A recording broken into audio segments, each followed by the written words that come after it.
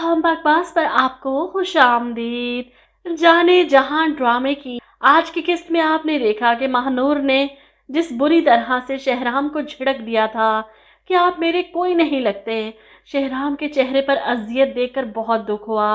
वहीं दूसरी तरफ तैमूर को कुछ कुछ अंदाज़ा होने लगा है कि शहराम महानूर से मोहब्बत करते हैं। इस बात को कंफर्म करने के लिए वो शहराम की हवेली भी गए। इसका पोर्ट्रेट देखकर वो हैरान है। महानूर ने इतने दिल से बनाया और फिर जिस तरह महानूर के कराची जाने की बात पर शहराम गड़बड़ा गए और घबरा कर पता नहीं क्या क्या कहने लगे। इस बात पर तैमूर को कंफर्म हो जाता है कि शहराम महानूर से मोहब्बत करते हैं। और वैसे भी जब से महानूर से बात तय हुई है, तैमूर नोट कर रहा है इन दोनों में एक अजीब सा तनाव है। खिंचे खिंचे रहते हैं, एक दूसरे से दूर दूर रहते हैं, बात भी नहीं करते। हालांकि इससे पहले तो महानूर और शहराम के बीच बहुत अच्छी और गहरी दोस्ती थी। ये बात तैमूर को शिद्दत से महसूस हो रही है। अब वो कंफर्म करना चाहता है क्या मोहब्बत दो तरफा है या सिर्फ शहराम ही करते हैं। महानूर का रवैया भी इसे परेशान कर रहा है और ऐसे में ये बात इसे जल्द ही कंफर्म हो जाती है। शहराम के पोस्टर्स हर जगह लगे हैं क्योंकि इसकी इलेक्शन कैंपेन चल रही थी। ऐसे में एक पोस्टर जो तकरीबन गिरने वाला था, महानूर की नज़र पड़ती है तो वो ना सिर्फ इसे सीधा करती है बल्कि खड़ी इसे यकटुक देखती जा रही है। ऐसे में तैमूर गाड़ी में बैठा महानूर की इस हरकत को नोट कर रहा था। इस बात पर इसे यकीन हो जाता है कि आग दोनों तरफ है।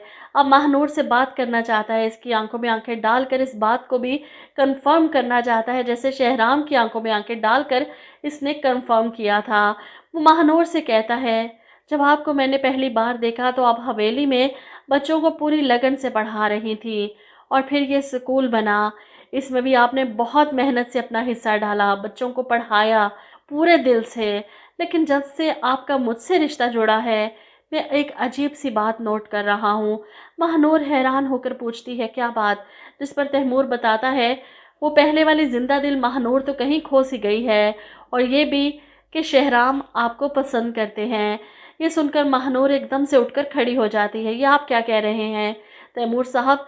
जिस पर तैमूर इसका हाथ पकड़कर इसकी आंखों में देखना चाहता है कि सच क्या है, लेकिन महानूर तो अपना हाथ छुड़वाकर अंदर चली जाती है और तैमूर अपना जवाब पाकर पलट जाता है। अब वो खुद इन दो प्यार करने वालों के बीच में से निकल जाएगा। वो इतना बेहिस नहीं कि इनके दरमियान दीवार बनकर खड़ा हो जाए। वहीं दूसरी तरफ आप देखेंगे कि शहराम स्कूल आते ही महानूर से सामना होता है तो इसे फाइल पकड़ाते हुए शादी की मुबारकबाद देते हैं, जिस पर महानूर तंजिया मुस्कुराती है। एक तरफ आप मुझे शादी की मुबारकबाद दे रहे हैं और दूसरी तरफ आप तैमूर को न जाने कौन सी पट्टियां पढ़ा रहे हैं। जवाब में शहराम साफ लफ्ज़ों में कहता है, नहीं, मैं ऐसा कुछ नहीं करना चाहता और अगर करना चाहता तो दुनिया की कोई भी ताकत मुझे नहीं रोक सकती थी। आपको मेरी नीयत पर शक नहीं करना चाहिए। आप जानती हैं कि मैं झूठ नहीं बोलता। शायद तैमूर ने मेरी हवेली में लगे मेरे पोर्ट्रेट को देखकर खुद से अज्यूम कर लिया सब कुछ।